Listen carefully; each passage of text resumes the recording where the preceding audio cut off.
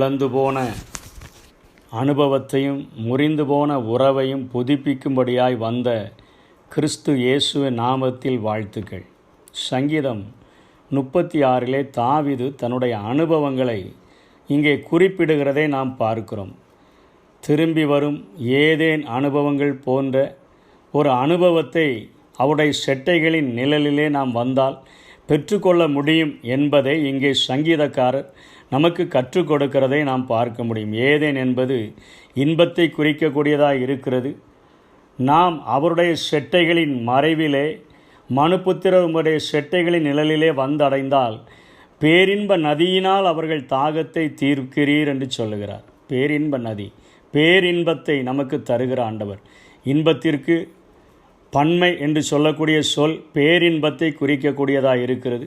அந்த பேரின்பத்தை தரும்படியாக கிறிஸ்து இந்த உலகத்தில் வந்ததை உணர்த்துவிக்கும் வண்ணமாக ஆவியில் உணர்ந்தவராக இந்த இரகசியங்களை தாவீது நமக்கு வெளிப்படுத்துகிறதை பார்க்கிறோம். 5ஆம் வசனத்தில் அவர் சொல்லுகிறார், உமது கிருபை வானங்களில் விளங்குகிறது, உம்முடைய சத்தியம் மேக மண்டலங்கள் பரியந்தமும் எட்டுகிறது என்று சொல்லுகிறார். வானங்களில் கிருபை விளங்குகிறது என்று சொன்னால் தகுதியில்லாத மனிதர்கள் மேல் அவர் காட்டுகிற ஒரு மிகப்பெரிய அன்புதான் கிருபை என்று நாம் வேதத்திலே புரிந்து கொள்ள முடியும். மத்தேயு 5ஆம் அதிகாரம் 45ஆம் வசனத்திலே தீயோர் மேலும் நல்லோர் மேலும் தமது சூரியனை உதிக்க பண்ணி வானங்களில் அவருடைய கிருபை விளங்குகிறது என்று சொல்லுகிறதே.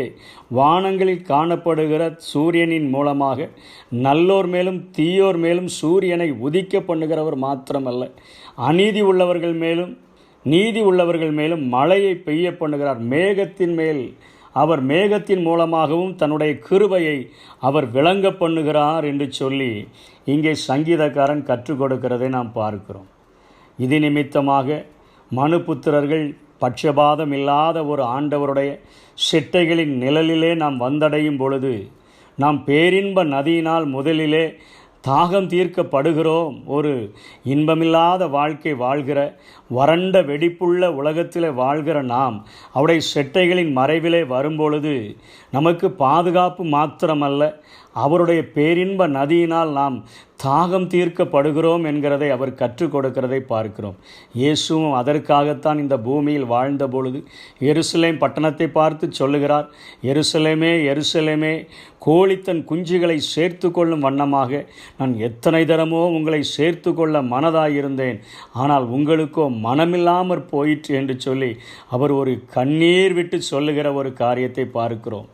மீண்டுமாக உங்களுடைய மூத்தவர்கள் மூதாதையர்கள் உங்களுடைய முதல் பெற்றோர்கள் இழந்து போன அந்த ஏதேன் இன்பத்தின் அனுபவத்தை, அந்த புதுப்பிக்கப்பட்ட உறவை உங்களில் ஏற்படுத்தும்படியாகத்தான் நான் வந்திருக்கிறேன். என்னுடைய செட்டைகளின் நிழலிலே நீங்கள் தைரியமாய் வாருங்கள். ஒரு நாளிலே அவர்கள் இன்பத்திலிருந்து துரத்திவிடப்பட்டார்கள். இன்றைக்கு பேரின்ப நதியினால் உங்கள் தாகத்தை தீர்க்கும்படியாய் நான் வந்திருக்கிறேன். என் செட்டைகளின் நிழலுக்குள் வாருங்கள் என்று சொல்லி அழைக்கிற அந்த இயேசு கிறிஸ்துவின் குரலை கேட்டவராகத்தான் இங்கே தாவீது இந்த சத்தியங்களை நமக்கு சொல்லிக் கொடுக்கிறதை பார்க்கிறோம். ஜீவ ஊற்று உம்மிடத்தில் இருக்கிறது, உம்முடைய வெளிச்சத்திலே வெளிச்சம் காண்கிறோம் என்று சொல்லி ஒரு ஆழமான ஒரு சத்தியத்தையும் அவர் இங்கே சொல்லிக் கொடுக்கிறதை நாம் பார்க்கிறோம். இன்றைக்கு ஆன்மீக வெளிச்சத்திலே வாழும்படியாக நாம் இருட்டிலே இருந்த நமக்கு ஆண்டவர் ஒரு வெளிச்சமாக வந்தபடியினாலே வெளிச்சத்தில் வந்த நாம் முதலில் நமக்குள்ளாக தெரிவது ஒரு தீப்பொறி போல ஒரு அனுபவங்கள் தான். தீப்பொறி வெளிச்சத்தில் எத்தனை காரியங்கள் காணப்படுகிறதோ அப்படிப்பட்ட அனுபவத்தில் இருந்து தாண்டி கொஞ்சம் வளர்ந்து அல்லது கொஞ்சம் மேலே செல்ல செல்ல விளக்கு வெளிச்சத்திலே நாம் காண முடிகிறது போல ஆண்டவருடைய அனுபவங்கள் கொஞ்சம் விளக்கு வெளிச்சம் போல நமக்கு தோன்றக்கூடியதாய் மாறி அதற்கு பின்பாக கொஞ்சம் மேலே மேலே அல்லது வளர்ந்து சென்றோம் என்று சொன்னால் நட்சத்திர வெளிச்சங்களுக்குள்ளாக நாம் முன்னேறி கடைசியாக சூரிய வெளிச்சத்தை காணும்படியான ஒரு அனுபவம் போல நீதியின் சூரியனாகிய அந்த தேவனில் நாம் திருப்தி காணுகிற ஒரு அனுபவத்தை தான் இங்கே சங்கீதக்காரன் சொல்லிக் கொடுக்கிறார். நாம் வெளிச்சத்தில் வெளிச்சம் காண்கிறோம். இது ஒரு ஆசரிப்பு கூடாரத்தினுடைய அனுபவத்தின் ஒரு பகுதியாக கூட இருக்கிறது. பலிபிடத்தை பார்க்கிற ஒவ்வொருவனும் ஒவ்வொரு நாளும் பலி செலுத்த வேண்டும் என்கிற அந்த நோக்கத்திலேயே தினமும் பாவ மன்னிப்பை கேட்டுவிட்டு வந்து விட்டான் என்று சொன்னால் அதில் எந்த பயனும் இல்லை. அதை தாண்டி கொஞ்சம் வளர்ந்து கொஞ்சம் உள்ளே சென்று பார்க்கும் பொழுதுதான் அங்கே தண்ணீர் தொட்டியை காண்கிறான். அங்கே மூழ்க வேண்டும் என்கிற நிலைமையை கண்டுபிடிக்கிறான். அதற்கு கொஞ்சம் ஒரு வெளிச்சத்தை பார்த்து உள்ளே கடந்து செல்லும் பொழுது அழகான ஒரு ஆசரிக்கக்கூடிய ஒர்ஷிப் பண்ணக்கூடிய ஒரு ஆராதனை ஸ்தலம் இருக்கிறது என்பதை கண்டு கொள்ளுகிறான். ஆண்டவரை ஆராதிக்க தொடங்குகிறான். அதற்கும் கொஞ்சம் உள்ளாக கடந்து செல்லும் பொழுது பரிசுத்த ஸ்தலத்தை காண்கிறான். இந்த வேத வசனத்தினுடைய வெளிச்சத்திலே இத்தனை காரியங்களை, தேவ சமூகத்து அப்பத்திலே இத்தனை காரியங்களை நாம் பெற்றுக்கொள்ள முடியுமா? இங்கே குத்து விளக்கு இருக்கிறதே, ஆவியானவருடைய அசைவாடுதல் இருக்கிறதே, அவருடைய வழிகாட்டுதல் இருக்கிறதே என்பதை கொஞ்சம் ஆழமாக வளர்ந்து செல்லும் பொழுது கண்டுகொள்ளுகிறான். அதற்கு மேலாக கிழிக்கப்பட்ட திரைச்சீலைக்குள்ளாக இருக்கிற அந்த மகா பரிசுத்த ஸ்தலத்திலே கிருபாசனத்தை காண்கிறான். அவைகளில் நின்று பேசக்கூடிய என் ஆண்டவருடைய சத்தத்தையும் கேட்கிறவனாக அவன் மாறிவிடுகிறான் என்கிற அனுபவத்தை தான் இங்கே சங்கீதக்காரன் சொல்லுகிறான். வெளிச்சத்திலே வெளிச்சம் காண்கிறோம். நாம் இன்றைக்கும் பாவ மன்னிப்பை மாத்திரம் கேட்டுவிட்டு கடந்து செல்கிறவர்களாய் காணப்படுகிறோமா? இல்லை மூழ்கின அனுபவத்தை பெற்றவர்களாய் நாம் இருக்கிறோமா? இல்லை என்று சொன்னால் ஆசரிப்பு கூடாரத்திற்குள்ளாக, ஆராதனை ஸ்தலத்துக்குள்ளாக வந்து அவரை வெறுமனே ஆராதித்து விட்டு கடந்து செல்கிறவர்களாய் மாத்திரம் இருக்கிறோமா? இல்லை என்று சொன்னால் அதற்கு உள்ளே வந்து குத்து விளக்குகள், தேவ சமூகத்து அப்பங்கள் வைக்கப்பட்டிருக்கிற அந்த ஆவியானவருடைய அந்த வெளிச்சத்திலே அந்த வேத வசனங்களை பார்த்து அந்த தேவனுடைய ஆவியினால் நடத்தப்படுகிற அனுபவங்களை பெற்றிருக்கிறோமா? இல்லை என்று சொன்னால் அதற்கும் உள்ளாக கடந்து சென்று மகா பரிசுத்த ஸ்தலத்திலே மனிதர்களுக்காக பேசக்கூடிய, நமக்காக பேசக்கூடிய, இந்த உலகத்திலே காத்து நிற்கிற ஜனங்களுக்காக பேசக்கூடிய தேவனுடைய வார்த்தையை கேட்கிற அந்த வெளிச்சத்தை நாம் அடைந்திருக்கிறோமா என்று சொல்லி நாம் ஆராய்ந்து பார்க்க கடமைப்பட்டிருக்கோம். சங்கீதக்காரன் சொல்லுகிறான், உம்முடைய செட்டைகளின் நிழலிலே நாங்கள் வந்துவிட்டோம் என்று சொன்னால் வெளிச்சத்திலே வெளிச்சம் காண்கிறோம். ஆண்டவரே, ஜீவ ஊற்று உம்மிடத்தில் இருக்கிறது என்கிற ஒரு காரியத்தையும் அவர் இங்கே கற்றுக் கொடுக்கிறதை பார்க்கிறோம். எரேமியா 2:13 சொல்லுகிறது, ஜீவ தண்ணீர் ஊற்றாக அது தேவனை சித்தரிக்கக்கூடியதாக இருக்கிறது. யோவான் 4:10 அந்த ஜீவ தண்ணீரை நமக்கு அளிக்கும்படியாக வந்த இயேசுவை வேதம் நமக்கு அடையாளம் காட்டி கொடுக்கிறது. யோவான் 7:37-39 வரை பார்க்கும் பொழுது ஜீவ தண்ணீர் உள்ள நதிகளாக ஆவியானவரை நாம் பெற்று அந்த ஜீவ தண்ணீருள்ள நதி, என்னை விசுவாசிக்கிறவன் உள்ளத்திலிருந்து ஜீவ தண்ணீர்கள் உள்ள நதிகள் புரண்டு ஓடும் என்கிற ஒரு ஆழமான அனுபவத்திற்குள்ளாக நாம் நடத்தப்படுகிறோம் என்பதையும் இங்கே சங்கீதக்காரன் உணர்ந்து சொல்லுகிறதை பார்க்கிறோம். ஜீவ ஊற்று உம்மிடத்தில் இருக்கிற தேவனே, நீங்கள் தான் ஊற்று. அதை எங்களுக்கு கொடுக்கும்படியாக இயேசு வெளிப்பட்டு இருக்கிறார்.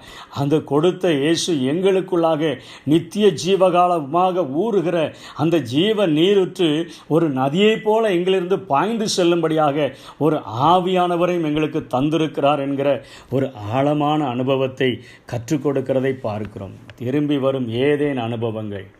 அன்றைக்கு பகலின் குளிர்ச்சியான வேளையிலே தேவனாகிய கர்த்தர் தோட்டத்திலே அவர்களோடு கூட உலாவி வந்து அவர்களோடு கூட சஞ்சரித்த ஒரு ஆண்டவர் இன்றைக்கு வெளிச்சத்திலே நாம் வெளிச்சம் காணும்படியாய் ஜீவ நீரூற்றிலே மூழ்கி ஜீவ நீரூற்று நம்முடைய உள்ளத்திலிருந்து புறப்படுகிற அனுபவங்களை பெற்று பேரின்ப நதியினால் நாம் தாகம் தீர்க்கப்படுகிற ஒரு நிலைமைக்கு வளர்ந்து வாழ வேண்டும் என்கிறதை இன்றைக்கு ஆண்டவர் விரும்புகிறவராய் இருக்கிறார்.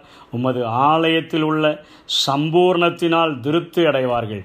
எப்படிப்பட்ட உச்சிதமான காரியங்களை நம்மிடத்தில் நம்முடைய ஆண்டவர் எதிர்பார்க்கிறாரோ, அவர் நமக்கு தகப்பனாய் இருக்கிறபடினாலே, நாம் அவருக்கு பிள்ளைகளாய் இருக்கிறபடினாலே, அவருடைய உச்சிதமான அனுபவங்களாகிய அந்த பேரின்ப நதியினால் நம்முடைய தாகத்தை தீர்க்கிறவர் மாத்திரமல்ல, ஜீவ நீரூற்றினால் நம்மை தாகம் தீர்க்க வைத்து நமக்குள்ளாக இருந்து நித்திய ஜீவகாலமாய் ஊறுகிற ஜீவ நீரூற்று நம்மிலிருந்து பாய்ந்து செல்லுகிற ஒரு அனுபவத்தை தருகிறவராக மாத்திரமல்ல, வெளிச்சத்திலே வெளிச்சம் காண்கிற, அவருடைய குரலை ஒவ்வொரு நாளும் கேட்கிற, மகா பரிசுத்த ஸ்தலத்திலே அவரை சந்திக்கிற அந்த அனுபவங்களை நமக்கு தந்து, இந்த ஏதேனின் அனுபவத்தை, இன்பத்தின் அனுபவத்தை பேரின்பத்தின் அனுபவமாக அவர் இன்றைக்கு மாற்றித்தர வல்லவராய் இருக்கிறார். அவருடைய செட்டைகளின் மறைவிலே நான் வந்து விடுகிறேன், உடைய செட்டைகளின் மறைவிலே என்னை ஒப்பு கொடுத்து விடுகிறேன் என்று ஒப்பு கொடுக்கும் பொழுது இப்படிப்பட்ட அனுபவங்களை பெற்று அனுபவிக்க முடியும். கர்த்தர் தாமே இப்படிப்பட்ட கிருபைகளை நமக்கு தந்தருள்வாராக. ஆமென். ஏதேன் தோட்ட உறவு என்றும் தொடர வேண்டும்.